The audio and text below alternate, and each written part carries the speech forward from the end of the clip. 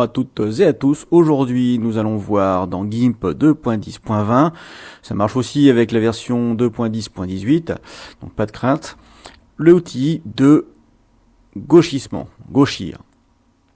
Alors pour cela, je vais avoir besoin d'images, et ces images, ça va être ce damier, ce petit lapin, et finalement cette femme enceinte pour lui aplatir le ventre. Ces images sont téléchargeables, je vous ai mis les liens en descriptif de cette vidéo juste en dessous. Donc n'hésitez pas à regarder systématiquement le descriptif de la vidéo sous celle-ci. Je vous mets toujours des informations complémentaires par rapport à la vidéo, chose que je ne dis pas là-dedans, mais vous y trouverez ainsi notamment le lien vers les différents chapitrages du sommaire que je vous mets en vidéo ici.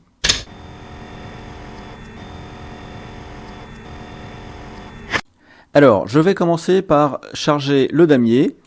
Donc, le damier est ici. Alors là, toute première chose, il faut savoir que cet outil est extrêmement mal documenté. Lorsqu'on regarde dans la documentation officielle de GIMP, il y a beaucoup de « j'ouvre les parenthèses, à venir, je referme les parenthèses ». Ce qui veut dire que ça laisse un petit peu à désirer au niveau de cette présentation. Donc je vais faire avec mes connaissances, excusez-moi s'il y a des inexactitudes, mais j'ai fait par rapport à ce que je connais sur GIMP. Alors dans les options d'outils, on va avoir différentes choses. On va avoir déplacer les pixels, agrandir la zone, réduction de la zone, tourbillon dans le sens horaire, tourbillon dans le sens anti-horaire, effacer le gauchissement et lisser le gauchissement. Alors, il est important en fait d'apprendre que cet outil, si l'on veut générer une animation avec un GIF, comme il est proposé ici en fin d'outil là, ici créer une animation, on ne peut pas venir sur cet outil, utiliser un autre outil et revenir.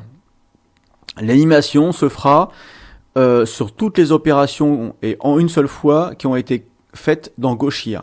Alors après, la présentation elle-même elle va être différente. Par exemple, je peux modifier en haut puis ensuite en bas. Dans le GIF qui va être généré, donc l'image animée, les deux s'animeront en même temps. Mais bon, pour l'instant, on verra ça en fin de vidéo. Alors je vais commencer donc par les différents curseurs qu'on a ici. Alors la taille. Eh bien, ça va être la taille du cercle. C'est-à-dire que, je ne sais pas si on peut bien le voir, vous avez une croix avec un petit symbole qui ressemble à une vague pour gauchir, et autour, vous avez un cercle. Eh bien, ce cercle, c'est ce qu'on appelle la zone d'incidence. Donc, ce qui va être impacté au niveau pardon, ce qui va être impacté au niveau des pixels. Alors, pardon, je vais réduire un petit peu, je vais essayer de prendre là seulement sur 4 carreaux, voilà, et je vais utiliser l'outil de déplacement. Alors, expérimentez comme ceci pour voir ce que ça donne chez vous. Vous pouvez baisser ou augmenter la dureté, les espacements, donc ça va être le pas avec lequel ça va se déplacer au niveau des pixels. Donc je vous recommande d'expérimenter pour voir ce que ça donne et quel est le réglage qui conviendra mieux à l'image que vous travaillez. Alors ensuite, dans les interpolations, par défaut, vous avez cubique. Moi, je passe sur aucune, simplement pour cette vidéo, parce que si je prends une interpolation, un calcul trop élevé, ça va être très gourmand en temps machine. Et comme j'enregistre cette vidéo sur un ordinateur qui a plus de 12 ans maintenant, vous comprenez que la carte vidéo ne suit pas par rapport aux évolutions des logiciels. Donc je passe sur aucune, mais ceci n'est pas une obligation pour vous. Dans la gestion des bordures, eh bien c'est simple. Alors je vais commencer ici par donc déplacer les pixels et vous allez voir. Donc ici, si je ne gère pas les bordures, eh bien vous avez un blanc qui apparaît. Voilà, donc ici vous voyez. Alors si j'augmente la force en mettant la force à fond, vous voyez que j'attrape un peu mieux mon donc ça bouge, je bouge plus facilement mes pixels. Donc après ça va dépendre un petit peu, donc on peut le mettre à 60%, voilà. Le facteur de dureté ici, eh bien lorsqu'on regarde le cercle d'incidence, on va avoir ce qu'on appelle un espèce de dégradé de force.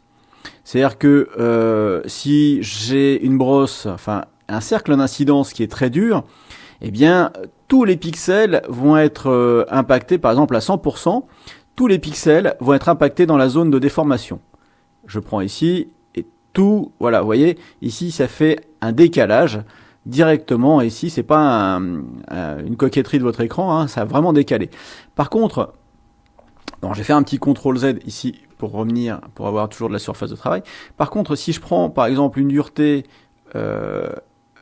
très légère, vous allez voir que près du centre, ça va pas mal bouger et sur les bords, presque pas. Alors, vous voyez ici, voilà. C'est-à-dire que c'est comme si je prenais juste le bout de tissu. Donc ça va être les pixels, comment vous dire ça, la dégradation radiale du centre du cercle vers les bords du cercle, eh bien, vont avoir une différence. Il va y avoir une différence au niveau de la manipulation du pixel. Voilà. Donc, par défaut, faut se mettre à 50 ou 40%. Pour les retouches, c'est pas mal, parce que ça permet d'avoir quelque chose d'assez soft au niveau du bouger, et ça nous permet donc, vous voyez, de déplacer les pixels de façon assez soft.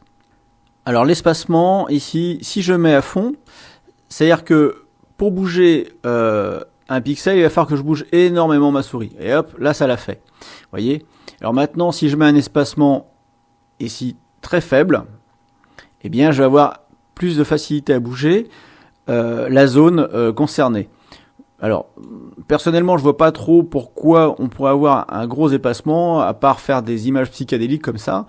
Pour ma part, je pense qu'un espacement minime, genre 6 ou 7, c'est pas mal. Alors, si jamais je zoome à fond ici, et je prends une taille de brosse, ici une taille d'incidence, pardon, j'ai tendance à dire brosse, mais taille de zone d'incidence assez petit, vous voyez que l'espacement ici va jouer énormément. Si je l'agrandis, eh bien, vous voyez que ça va être plus difficile à manipuler.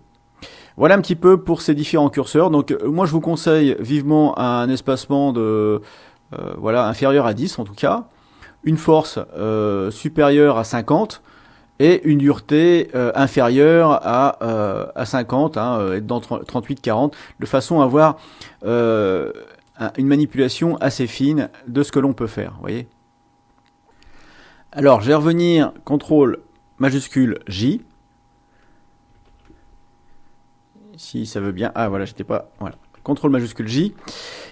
Et si vous voulez bien, on va continuer de regarder ici la gestion des bordures. Donc, si on n'a pas de gestion de bordure, comme on a pu le voir tout à l'heure, alors j'ai augmenté ici la taille de zone d'incidence. Vous pouvez voir que, eh bien, j'ai une contraction de l'image, des pixels, et avec une présence de canal alpha ici derrière, qui est matérialisé par un petit damier gris.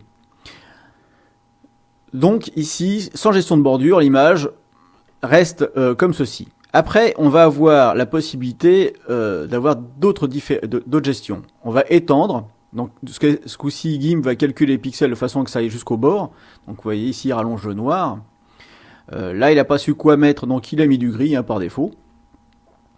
Et vous avez la troisième forme qui est bouclée. Donc ici, alors ça se voit pas bien. Je vais peut-être... Voilà, donc normalement bouclé, en fait, il reprend un peu ce qu'il y avait sur les bords de l'image et essaye de recalculer l'image de façon à en remettre une autre. Donc il fait une boucle. Alors j'ai essayé de déplacer ça. Voilà.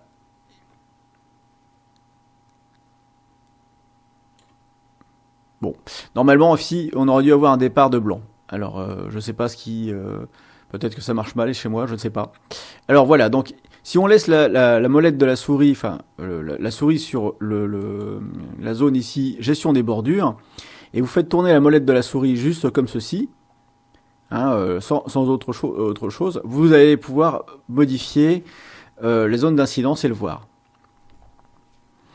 Alors ensuite, on a les aperçus en très haute qualité. Alors, sauf si vraiment c'est impératif pour vous dans un travail bien précis, ne le faites pas. Et aperçu en temps réel, c'est pareil. Ces deux options ici sont extrêmement chronophages en temps machine. Donc si vous avez une machine qui n'est pas dédiée spéciale retouche photo avec carte graphique qui tue la mort, alors une carte graphique qui tue la mort, c'est pas compliqué. Si vous voulez savoir ce que c'est, si vous l'avez payé moins de 1000 euros votre carte graphique, eh ben c'en est pas une. Ce qui est le cas pour moi d'ailleurs. On va voir ensuite ici quelque chose d'assez intéressant qui est le tracé. Alors le tracé, depuis tout à l'heure vous voyez c'est coché. Je vais revenir ici avec une image de départ toute nouvelle. J'ai effacé ceci. Voilà. J'ai effacé la première image ici dans laquelle on a fait pas mal de manipulations et repart au propre sur celle-ci. Donc si je décoche ici le tracé, regardez bien, il ne se passera rien. Il ne se passera rien, mais non seulement il ne se passe rien, mais GIMP nous donne deux avertissements. Le premier, c'est que le curseur de la souris présente un sens interdit, comme vous pouvez le voir. Et le deuxième, c'est tout en bas. Si je clique, là je ne clique pas, mais si je clique, il y a marqué aucun événement de tracé sélectionné. Donc il nous informe ici qu'il faudrait qu'on regarde dans la zone de tracé. Et si je m'échine dessus, eh bien il ne se passera rien parce que c'est verrouillé. Donc il faut, pour que l'outil fonctionne, et ça quel que soit ici l'outil qu'on va choisir par la suite, il faut que on ait quelque chose de coché dans le tracé. Soit pendant le mouvement, donc ici, soit périodiquement, et là, périodiquement, je n'ai pas trouvé d'information, donc je suis parfaitement incapable de vous dire à quoi ça sert. Si vous avez la moindre idée de à quoi ça peut servir, bah, je vous en serais gré de me mettre en commentaire de cette vidéo le pourquoi de la chose. Je sais bien, je suis censé vous donner des informations sur l'interface, mais là, j'avoue, je cale. J'ai rien trouvé dessus. Donc si j'enlève pendant le mouvement et je laisse juste périodiquement, on peut le bouger aussi. Bon, après, j'ai pas la façon la plus simple pour comprendre un outil, c'est quand même de mettre ici à 0, de faire un mouvement,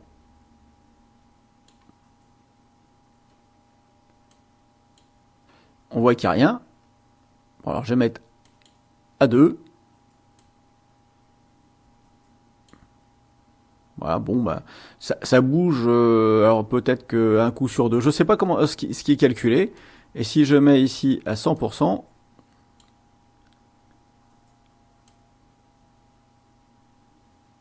j'ai l'impression de me retrouver pendant le mouvement. Bon, je vais laisser à 50%, je sais pas à quoi ça sert, je vais pas m'en servir. Si jamais vous avez une idée là-dessus, bah écoutez, je suis preneur. Et finalement, la partie animation qu'on reverra en détail dans la suite de cette vidéo pour la création d'un GIF. Bien, je vais revenir en arrière ici, et pour cela, je vais utiliser, une fois n'est pas coutume, l'historique d'annulation. Alors, on n'a pas besoin de ça dans cet outil, vous allez le voir après. Mais là, je vais commencer par l'historique d'annulation. Donc, on a ici une icône qui s'appelle historique d'annulation, et image de base. Donc si je clique dessus, normalement je me retrouve à l'image de base. Sauf que j'ai pas validé ma transformation. Regardez ici en bas, il y a marqué appuyez sur entrée pour réaliser la transformation. Donc j'appuie sur entrée. Voilà, la transformation elle est faite. Donc maintenant si je vais ici dans l'historique d'annulation, vous voyez j'ai Gauchir qui a été pris en compte puisque j'ai validé ma commande et je vais avoir image de base. Eh bien je clique sur image de base et je reviens à mon image de base ici. Regardons maintenant l'agrandissement de la zone. Donc je prends ici un agrandissement, je prends une zone d'incidence assez grande, je me clique ici au milieu, et il y a deux façons d'utiliser cet outil. Soit je reste en place avec ma zone d'incidence et je clique plusieurs fois, ce qui fait que l'impact se fera toujours depuis le centre mais en grandissant. Soit je clique et j'agrandis en tournant, en maintenant cliquer et on agrandit comme ceci. Maintenant, si je veux effacer ceci, on a un outil qui s'appelle effacer le gauchissement. Eh bien, il suffit que je passe dessus, voilà, avec la souris, tout simplement, pour effacer. On peut ici effacer en cliquant plusieurs fois. Je vais vous le montrer sur réduction de la zone. Donc je vais mettre ici, je vais cliquer plusieurs fois sur cette zone. Voilà. Et pour l'effacement, vous allez voir, je vais mettre effacer le gauchissement. Je vais cliquer ici, de nouveau. Donc je clique. Et vous voyez qu'à chaque fois que je clique, ça efface une opération. On va avoir lissé le gauchissement. Et alors là, lisser le gauchissement, en fait, ça fait un truc un peu bizarre. C'est-à-dire que c'est un espèce de déplacement en effaçant. Voilà. Donc c'est par exemple si je veux, moi, juste, voilà, relisser ici d'un côté. Donc je vais avoir mon gauchissement en réduction qui va être pris en compte sur le côté. Et l'autre côté, en fait, voilà, j'ai effacé.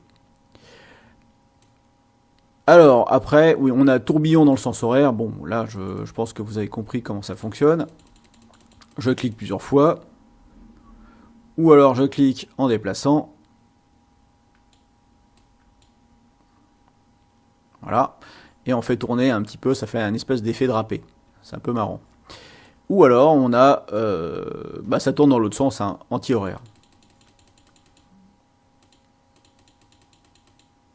Voilà un petit peu pour ce qui est de cet outil, hein, de la présentation de cet outil.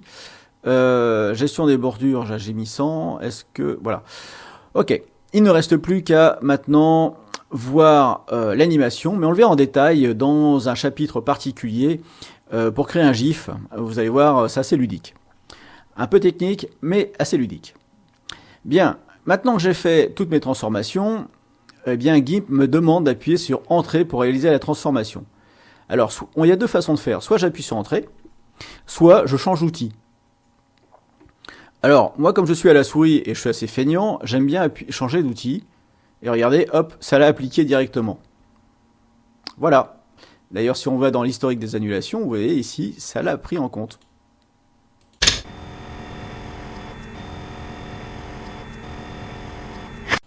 Bien, il est temps de se farcir ce lapin. Et avec de la moutarde, j'avoue que ça c'est pas mal. Non, c'est pas... Oui, pardon, je me pensais déjà dans un tuto en cuisine, mais non, c'est pas le cas. Alors, ce lapin, je vais dupliquer l'image de façon à travailler sur la première pour qu'on puisse voir la différence après. Je vais utiliser l'outil gauchir et je vais faire plusieurs choses. Lui agrandir le nez, lui rétrécir le nez, lui agrandir l'œil, et lui réduire et lui allonger ses oreilles que je trouve un peu courtes.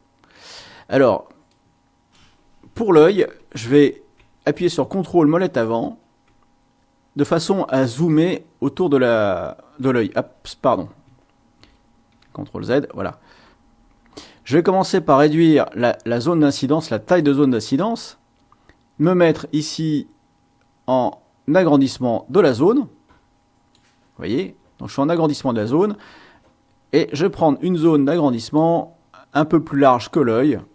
Et je vais mettre ma croix bien sur la partie noire de façon...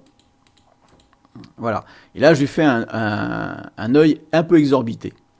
Alors, si je veux que ça soit un peu plus... ça prenne en compte un peu plus au niveau de la zone, j'augmente la force. Pas à 100%. Sinon, je vais avoir un décalage, comme vous avez vu sur le damier. Un petit peu plus ici la zone d'incidence. Voilà. Et là, je vais avoir mon lapin avec un gros œil. De même que pour réduire, ici, je vais me mettre sur la truffe.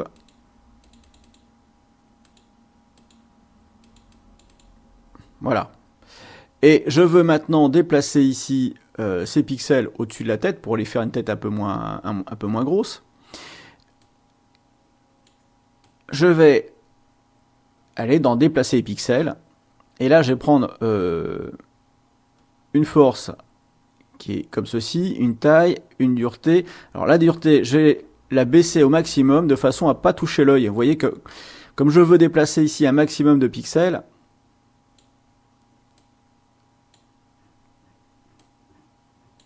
voilà. Et ici, j'ai refait mon petit lapin. Je peux faire de même pour mes oreilles et les allonger. Hop. C'est pas beau ça? Un beau lapin avec des belles oreilles bien pointues. Alors pourquoi est-ce que c'est possible sans que ça choque? Observons un petit peu cette image de plus près. Lorsque je zoome, GIMP, je vois derrière ici cette image un flou. Et devant, on voit ici cette oreille de lapin qui est bien nette. Le photographe a pris soin de détacher le sujet en utilisant un effet d'optique avec le flou. Ce qui fait que nous, lorsqu'on va déplacer une partie ici, eh bien ça va pas choquer que derrière le flou soit toujours vert, ça choquera pas même si on déplace les pixels. Et si je fais ça sur une image où tout est net derrière, ça va évidemment déplacer les pixels derrière. Donc ça, par exemple, s'il y a un meuble, ça va déformer le meuble. Donc ce type de déformation fonctionne à condition, enfin visuellement, fonctionne visuellement à condition que soit le fond soit complètement flou comme ici, soit eh bien vous avez la possibilité d'avoir un sujet qui a été détouré, plus ou moins, avec un fond qui lui a été pris en photo de façon indépendante pour pouvoir le replacer. Et donc via une manipulation sur les calques, on va pouvoir faire ce genre de choses. Mais pour l'instant, au stade où on en est, moi je vous le propose seulement de le faire avec un flou gaussien. D'ailleurs, pour vous prouver la chose, ici, alors je vais faire entrer, enfin, j'ai changé ici d'outil, voilà, donc ici, pour vous prouver la chose, si je déplace ici, dans l'herbe, la patte du lapin, vous voyez ici, le brin d'herbe, il est complètement tordu. Parce qu'il est net, ça se voit. Donc en fait, pour ne pas être embêté avec ce genre de choses, il faut absolument que soit le bord soit flou, soit que vous puissiez par suite retoucher l'image avec un fond sans le sujet, qui est beaucoup plus simple, ou via des outils de reconstruction, qui est nettement plus compliqué. Mais on en reparlera dans la suite de ces vidéos, comment utiliser ces outils tampons et clonage. Alors, je vais juste valider et revenir sur Gauchir. Et voilà pour notre petit lapinou. Vous voyez? Ça, c'est le lapin d'avant. Et là, le lapin d'après. Vous voyez, hein, on voit pas vraiment que le fait que j'ai manipulé cette brave bête du fait du flou gaussien.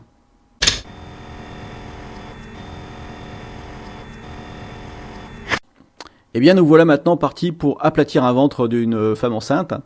Vu la date de la photo, à mon avis, maintenant il est à la fac, le gamin.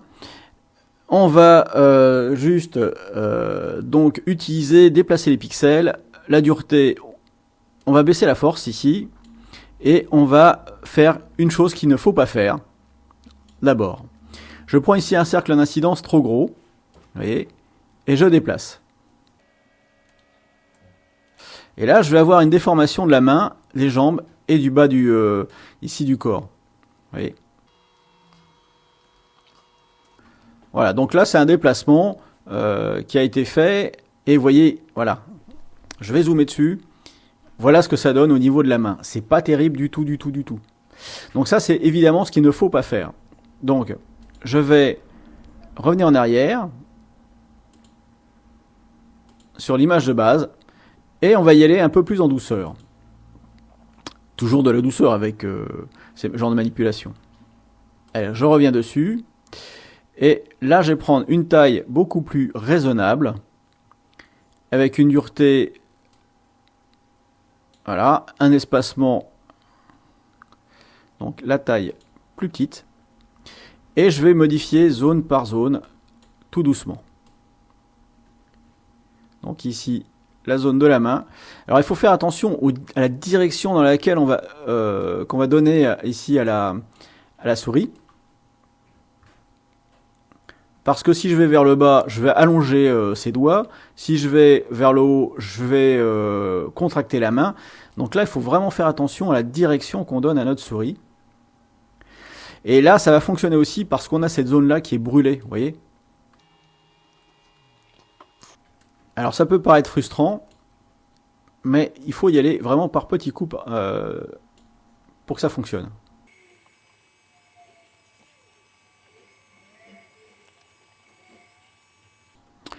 Alors à l'approche ici de la main, je vais encore baisser la dureté, vous voyez. Je vais zoomer. Et je fais bien attention à pas déplacer les doigts. Voilà. Donc la zone d'incidence est large, mais c'est pas très important. Et maintenant pour les détails, je vais juste baisser la taille très fortement. Augmenter la dureté ici. Pas trop. Voilà. Et régler les petits détails.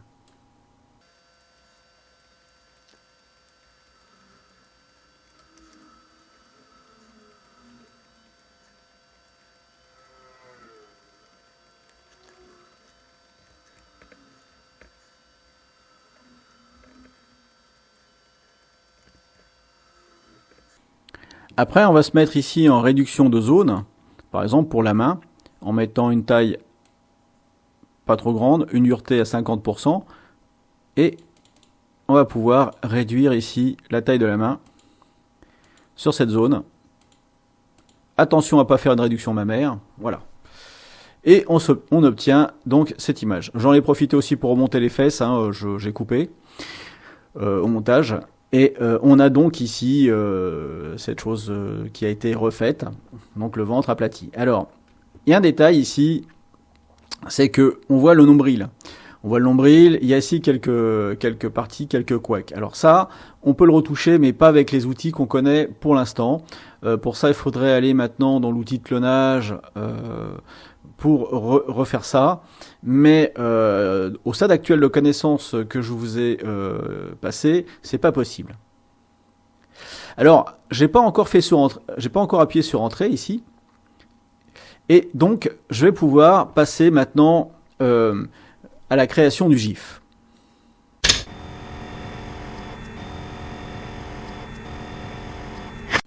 Alors, avant de se lancer dans la création du GIF, on va observer ici plusieurs choses. Dans Images, propriété de l'image, on voit qu'on a une image qui fait 1920 par 1080 pixels. C'est du Full HD. On voit qu'on est dans une résolution de 300 pixels par pouce. Qu'on est en 8 bits. Bon, ça c'est déjà pas mal, on est en 8 bits. Voilà. Et que cette image, potentiellement, en mémoire, nous prend 31 MO. C'est-à-dire que pour faire une vidéo ou un GIF, une image animée, il va falloir faire une séquence d'images. Chaque image fera le poids de la première, plus ou moins, et va donc être multipliée. Donc si je fais 10 images, je fais 31, on va avoir 300 MO pour une image animée, ce qui est énorme. Énorme. Si on regarde le profil couleur ici, bon bah là on est en profil couleur RGB, donc il n'y a pas de particularité là-dessus. Donc aujourd'hui, si je crée une image, elle va être énorme. Bon, on va quand même créer cette image comme ceci, ça peut être un souci. Retournons ici dans Gauchir. Alors quand je dis retournons, j'ai toujours pas appuyé sur entrée, donc là j'ai pas validé ma composition. On est d'accord. Si on regarde ici dans affichage de navigation, on voit toujours l'image d'origine. C'est-à-dire que là, pour l'instant, j'ai utilisé Gauchir en un seul coup et un seul. Ne changez pas d'outil pour revenir après coup, ça ne fonctionnera pas. Ça, c'est rédhibitoire, l'animation ne fonctionnera pas. Donc pour l'animation, ici, je vous propose de faire une animation en 25 images. Donc pour ça, vous allez dans animation ici, et vous réglez 25 images. Pour en mettre plus, pour en mettre moins, disons que 25 images, ça correspond au standard français, le PAL, qui fait 25 images par seconde. Donc si vous voulez faire une série d'images pour les récupérer et les intégrer dans un logiciel de montage vidéo pour faire le GIF ailleurs, c'est possible. Maintenant, comme ici on est dans GIMP et je vais le faire dans GIMP, on va rester sur 25 images par seconde. Je crée l'animation, et là regardez, il y a le décompte qui se fait, rendu image 7, 8, 9, 10, etc.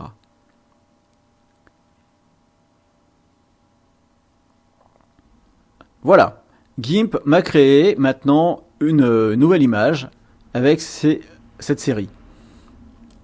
Donc ici, je reviens dans l'image d'origine et je peux cliquer sur n'importe quel outil et j'ai validé ici mon image. Voilà. Donc ça, c'est l'image modifiée. Ça, c'est la nouvelle image préparée pour le GIF. Et on va pouvoir faire un GIF. Alors, juste pour rigoler un petit coup, je vais le valider de façon à voir la taille que ça prend sur le disque. Alors, regardons un petit peu ce qui se passe. Alors, quand on regarde au niveau de l'onglet masque de calque, si je clique sur Shift et clique, j'ai qu'une seule image. Donc ici, si je prends la dernière, Shift-clic, eh bien, je vais avoir une dernière des images. Mais vous voyez que l'image est complète ici. Et que si je prends maintenant Shift-clic la première, j'ai ceci. Je reclique sur l'ensemble et GIMP me réaffiche tout ça. Alors pour exporter, il y a deux façons de le faire. Soit j'exporte toutes les images une à une de façon à l'animer, comme je vous l'ai dit, dans KDN Live par exemple ou ailleurs. Soit on va le faire dans GIMP. Alors pour le faire dans GIMP, on va dans Fichier, Exporter. Alors vous pouvez enregistrer si vous avez peur que votre réalisation plante. C'est pas bête de le faire. On ne sait jamais. Donc là, il faut enregistrer votre travail. Voilà, donc j'ai enregistré. Et on va aller dans Fichier, Exporter. Et dans Exporter, ici, j'ai par défaut gif.png, puisque c'est ainsi qu'on a réglé notre interface. Alors moi, c'est pas le PNG qui m'intéresse, c'est le GIF. Donc pour ça, on va aller tout en bas, ici dans sélectionner le type selon l'extension. Et là, je vais chercher le GIF. Voilà, j'ai trouvé GIF, ici. Je clique dessus, et vous voyez automatiquement, ici, le nom change. Enfin, le nom, non, mais l'extension change. Donc là, ici, de gif.png, je vais avoir gif.gif. Je peux recliquer ici sur le moins, et exporter. Alors GIMP me propose maintenant une fenêtre qui va nous dire si ça sera une image animée ou pas. Effectivement, vous pouvez avoir un GIF non animé. Alors, première chose, entrelacement ou pas entrelacement, c'est à vous de choisir. Moi, j'entrelace pas.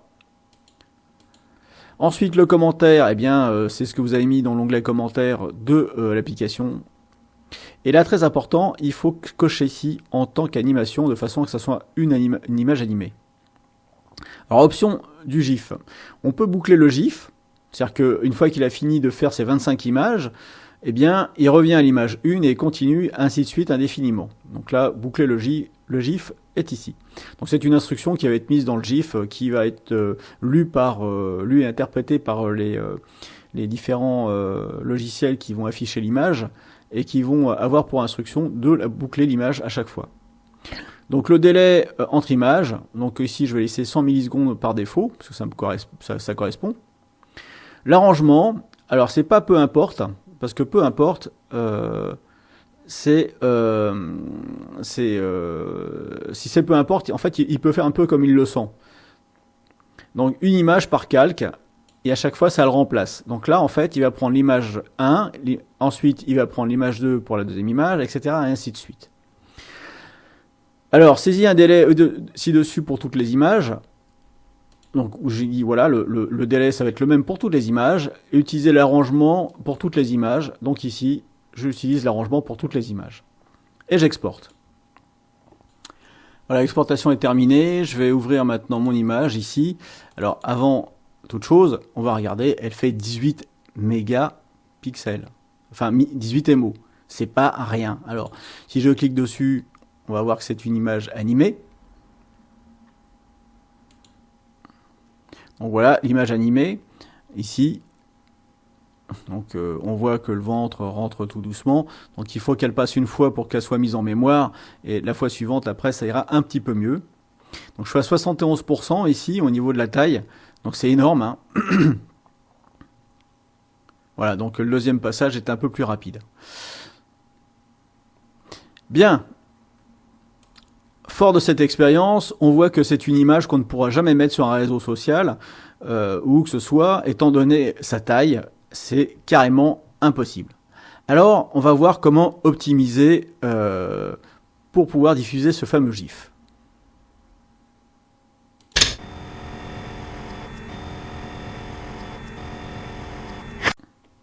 Donc l'optimisation du GIF va passer par plusieurs étapes. Donc ici la première, on voit qu'on est en 1920 par 1280. Alors ça c'est trop grand, donc je vais aller dans Images, taille et échelle de l'image. Et ici, après avoir bien fait attention d'avoir clippé le cadenas, je vais cliquer à côté, appuyer sur slash ou la barre de fraction et j'ai divisé par 3 par exemple. Je clique en dessous et vous voyez ici tout de suite la largeur de l'image et la hauteur ont été modifiées. Ensuite la résolution, on a beaucoup trop de pixels. Je vais passer en 72 pixels. Ça irait très bien pour un GIF. Et comme c'est clippé ici, en dessous ça va être pareil. L'interpolation, peu importe, hein, je peux laisser l'eau à l'eau de façon à avoir de la qualité maximum. Au contraire, puisque là je vais réduire la taille de l'image. Et je vais faire une mise à l'échelle. Donc la mise à l'échelle va avoir pour propriété d'impacter sur tous les calques. Vous voyez en bas ici, vous avez une jauge qui vous montre la mise à l'échelle est en cours. Et donc je vais vous reprendre quand celle-ci aura fini son travail.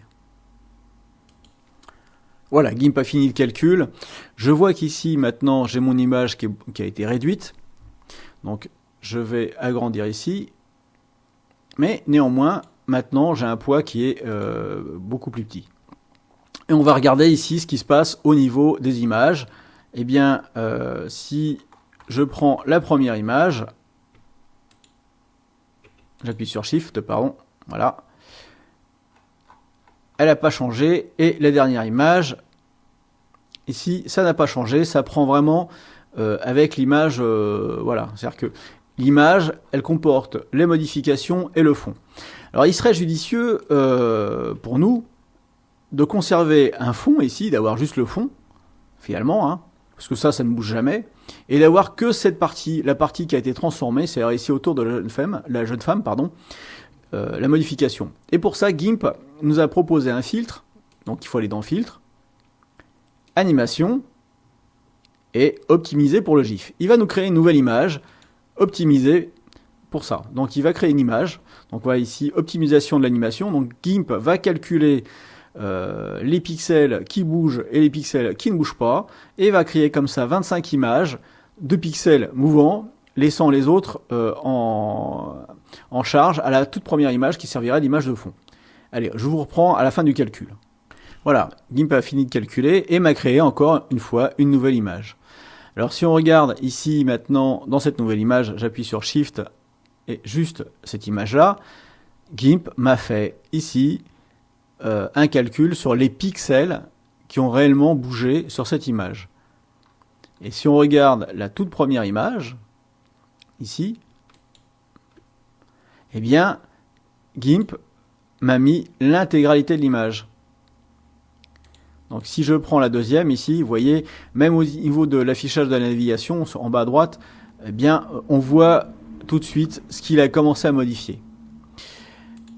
Bon, bah alors maintenant, on va faire notre GIF. C'est parti. On va toujours dans Fichier, Exporter. Et celui-là, j'ai appelé